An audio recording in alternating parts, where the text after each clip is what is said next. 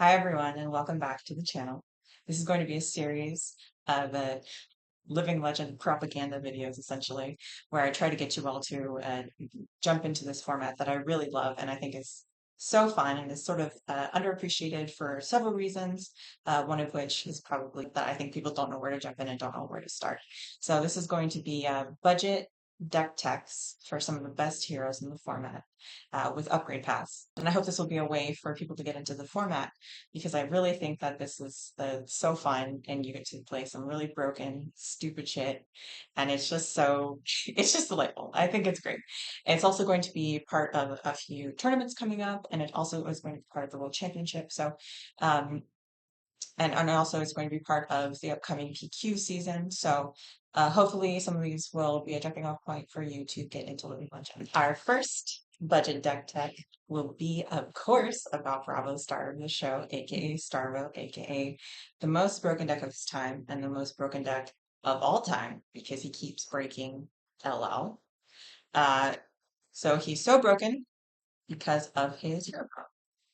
He has access to Earth, Ice, and Lightning talented elemental cards, which are so powerful.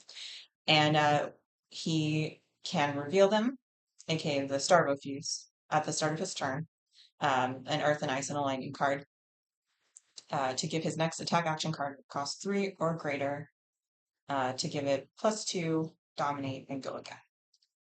So this is a casino list. The best lists are all casino lists.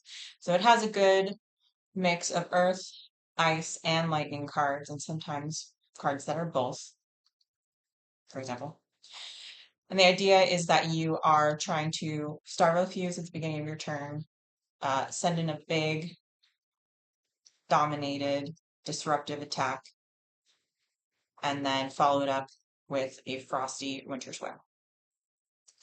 And this has been the best deck for a long time. It continues to be the best deck, I think. It's won a lot of Living Legend tournaments. And there have been several Living Legend tournaments where the whole top game was Starvo. So this is a good place to start if you just want something that is ultra powerful right out of the box, just with the cards. So this one is uh, pretty cheap, I would say, especially compared to like CC, because a lot of this is Tales of Aria bulk. Um, you'll notice I do have Felling of the Crown in here, and see, and Warmonger's Diplomacy, but those both just got reprinted in Super Slam, which is the newest set. So those have gone down quite a lot. So that's why I felt comfortable leaving them in for this budget deck, because these are probably like 25 now each, which is fantastic. But your first pickup is going to be the Jarl Armory deck, which will run about $60 USD. And I'm doing that partially because there are some cards in here that are from that deck. For example, Channelment Eisen, Frozen to Death. And then a lot of the standard lists have Gauntlets of the Royal Domain in. So I'm like, well, if you're gonna get some of the Jarl cards, you might look at the whole Jarl deck and then start off with armor in that deck to start you off pretty cheap and pretty good. It's obviously these are not best in slot, but we'll talk about that later.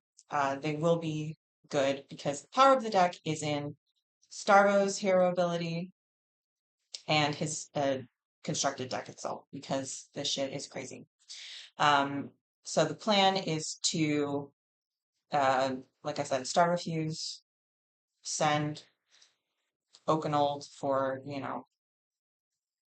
11, dominate, go again, and then ask your opponent if they then want to take 4 more in a frostbite. And if you can't do that, you're going to block out as much as you can, preserve life, or maybe even catch up with something like Awakening until you can then start Fuse.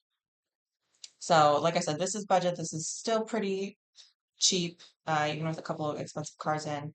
The real cost of the deck comes in with the equipment, which I have put down in the maybe zone This is like $1 million in equipment.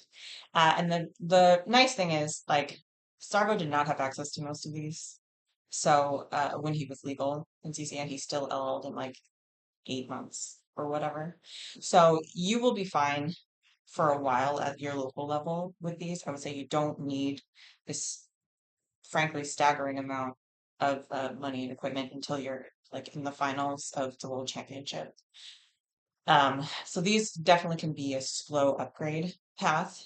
Your premium targets obviously are Crown of Providence, just one of the best headpieces of all time. Tunic, what is there to say about Tunic that hasn't been said? It needs to be reprinted though. We haven't had a reprint since Bright Lights, so we need one of those. I would say your other biggest target, and the one that's actually the cheapest, and I believe it's like 70 right now, is Stalagmite, which will give an opponent a frostbite on when you defend with it twice. So this meta is very aggro right now. Chain, Ira, a little bit of Lexi, some Briar, and the Frostbite can really mess up their cost curve. So I would say Frostbite is probably your biggest target for an immediate upgrade, and then Tunic and Crown. Balance of Justice is just always good, but it's like $1 million. I would say your lowest priority is Shock Charmers, just because there aren't a lot of wizards running around right now in LL, but that's a little bit because it's just not a very well played format. We don't have a ton of data. So this is your lowest priority for an upgrade. It's also one of the cheaper ones, so that it's kind of a little bit of both. Unless your locals start picking up Kano and they want to look at Tome and like, and yeah, Tome of Aetherwind and Tome of Final Kano or whatever, then you might want to pick this up a little bit earlier. But if not, this is definitely the lowest priority. Um, yeah, the link to this will be in the description below. You'll notice there's a lot of there's the card part is enormous. It's frankly kind of ridiculous. Um, so you're going to have to take out evergreens once you start putting equipment back in, and also the boulder drop. Uh, that's what I put in to replace the equipment because there's more equipment sideboard here than there is up here. But do what you want. I'm not your mom. Upgrade this however you want, or tweak it however you want. It's just a really powerful deck. It's a lot of fun. I recommend checking it out, and good luck in the PKs this season.